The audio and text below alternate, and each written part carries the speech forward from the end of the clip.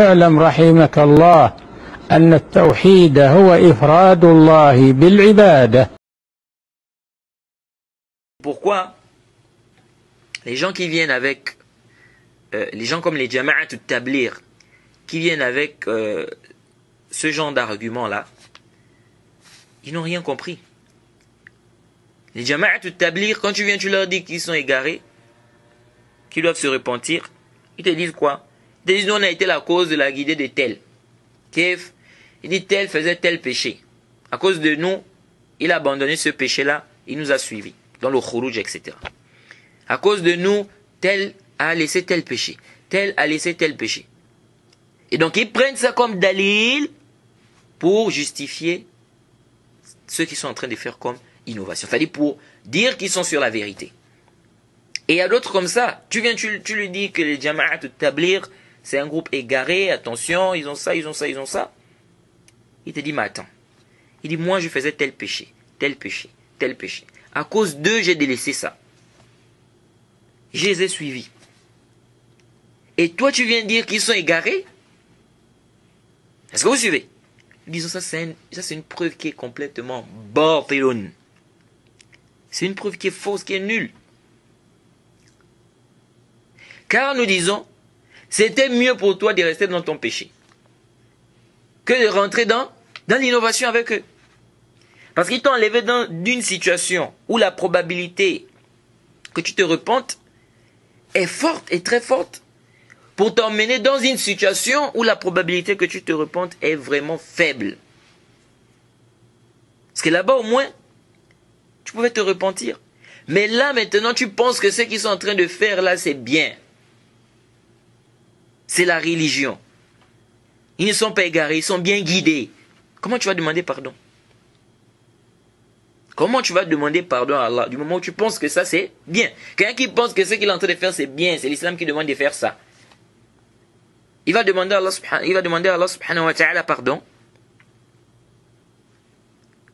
Pour demander pardon, il faut déjà que tu reconnaisses que là, tu es en tort, tu es en erreur, tu es en tort ou bien tu es en erreur. Est-ce que vous suivez? Et nous disons, quelqu'un qui est égaré peut même être la cause de la guidée d'une personne.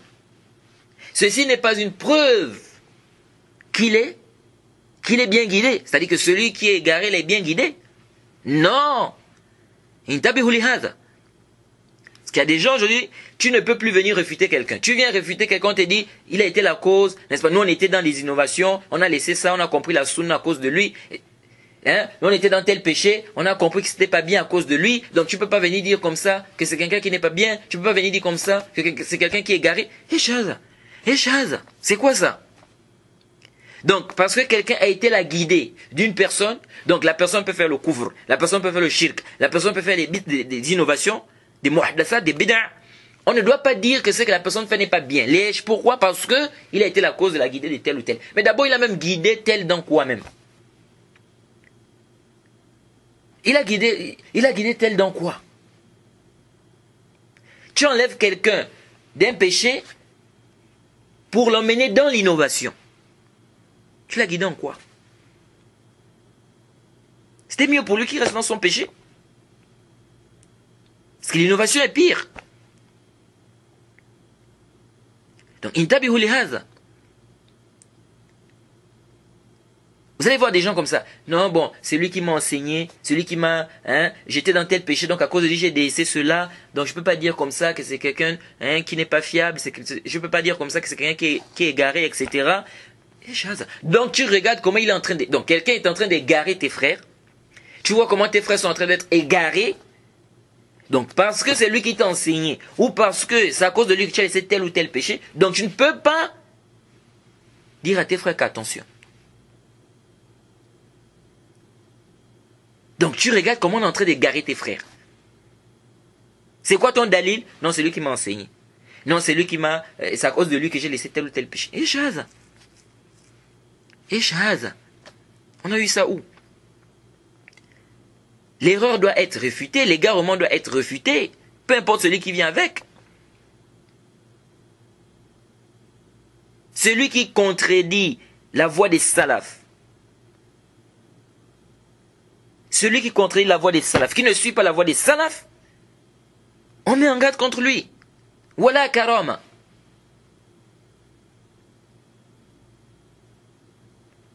Ça c'est quelle preuve ça? Non, il a été la cause de ceci, c'est à cause de lui que tel a laissé tel ou tel péché. Donc ça veut dire qu'il peut maintenant. Donc comme il a été la cause, c'est à cause de lui que tel a laissé tel ou tel péché, il a été la cause, donc ça veut dire qu'il peut faire shirk. Hein? Il peut faire couvre akbar, il peut faire le grand shirk, il peut faire la grande mécréance, il peut même faire des muhadassat, des bid'a dans le din, il peut égarer les gens, on ne doit rien dire, parce que c'est à cause de lui que tel a laissé tel ou tel péché. C'est quoi ce manhaj là? Donc, c'est pas parce que quelqu'un était la cause de la guidée d'une personne que ça veut forcément dire qu'il est bien guidé. Un chrétien peut venir parler à un musulman.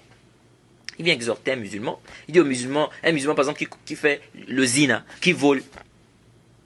Un chrétien vient et lui dit vraiment c'est pas bien, tu sais, le vol c'est pas bien, hein, la fornication c'est quelque chose qui n'est pas bien. Et en plus tu es musulman, pourquoi tu fais ça? Regarde les méfaits de la fornication, regarde les méfaits du vol. Vous savez, parmi les chrétiens, il y en a qui pensent qu'on peut être chrétien, on peut aussi être musulman. D'autres vont même te dire on adore tous le même créateur. Jade, on adore tous le même créateur. Et lui, il te dit que Isa c'est Allah. Donc, vous allez voir certains chrétiens comme ça, qui pensent que l'islam c'est bien, le christianisme aussi c'est bien. Donc tu peux choisir, si tu veux, tu es chrétien, si tu veux, tu es musulman. Donc il vient comme ça, il dit à ce musulman-là, c'est pas bien ce que tu fais, il faut délaisser cela, etc. etc. Jade. Ce musulman-là, donc après cette exhortation, donc le chrétien vient et dit à ce musulman-là de délaisser la fornication, de délaisser le vol. Voilà le musulman qui s'assoit, il réfléchit, il dit vraiment tu as raison. Comment je peux faire de tels actes? En plus je suis musulman. Il décide de se repentir. Il décide de se repentir. Intabihu. Ce chrétien-là, c'est-à-dire, n'est-ce pas ce chrétien-là qui a été la cause, n'est-ce pas, pour que ce musulman délaisse ces péchés-là? Il était la cause. Il était la cause. Mais est-ce que ça veut dire que le chrétien est bien guidé? Il est dans le dolal, c'est un bol. C'est un égaré ce chrétien-là. Pourtant, à cause de lui, ce musulman a délaissé ces péchés-là. Donc ça, c'est pas un dalil. C'est-à-dire que le fait que quelqu'un, c'est-à-dire le fait que quelqu'un ait été la cause de la guidée d'une personne, ou on va dire non, c'est lui qui a été la cause que je délaisse tel ou tel péché, ça c'est pas une preuve qu'il est sur le droit chemin. Ça c'est pas une preuve qu'il est bien guidé. Comment on sait que quelqu'un est bien guidé? S'il suit le Coran et la Sunna bifahmi salaf al-umma. Il suit le Coran et la Sunna, la compréhension des pieux prédécesseurs. Celui qui suit le Coran et la Sunna, la compréhension des pieux prédécesseurs, celui qui est bien guidé. Non, c'est pas, c'est-à-dire on ne va pas dire que quelqu'un est bien guidé parce que non, il a été la cause de la guidée de tel, ou bien parce qu'à cause de lui, tel a laissé tel ou tel péché. Là, car même un égaré peut être la cause de la guidée de quelqu'un. Ceci n'est pas une preuve que cet égaré est bien guidé. Donc, intabihu lihadha. Donc, quand on vient réfuter certaines personnes, oh non, pourquoi vous faites ça? C'est à cause de lui que tel a laissé tel péché. C'est à cause de lui que beaucoup de gens dans ce quartier-là, n'est-ce pas, ont délaissé tel péché. Pourquoi vous voulez refuter tel? Ce qu'il est en train de faire, c'est-à-dire il est en train d'égarer les gens. Il est dans le bolal. Il était la cause, n'est-ce pas, que tel laisse tel ou tel péché. C'est Allah qui sait comment il va s'occuper, comment il va rétribuer cette personne. Allah sait, celui qui est sincère, celui qui n'est pas sincère, etc. Nous, ce n'est pas ce qui nous intéresse ici. Nous, ce qui nous intéresse, c'est qu'il est en train d'égarer les gens et qu'il est égaré et donc il faut mettre en garde contre lui. Parce que si on ne fait pas ça, il va continuer à égarer les gens et il va égarer plein de personnes et ça c'est très dangereux. Donc il ne nous apporte pas ça comme dalil, c'est-à-dire de venir dire non, c'est à cause de lui, dans le quartier, certaines personnes ont laissé ceci ou cela. Quelqu'un était sur la sunna. Et il a été la cause de la guidée de certaines personnes.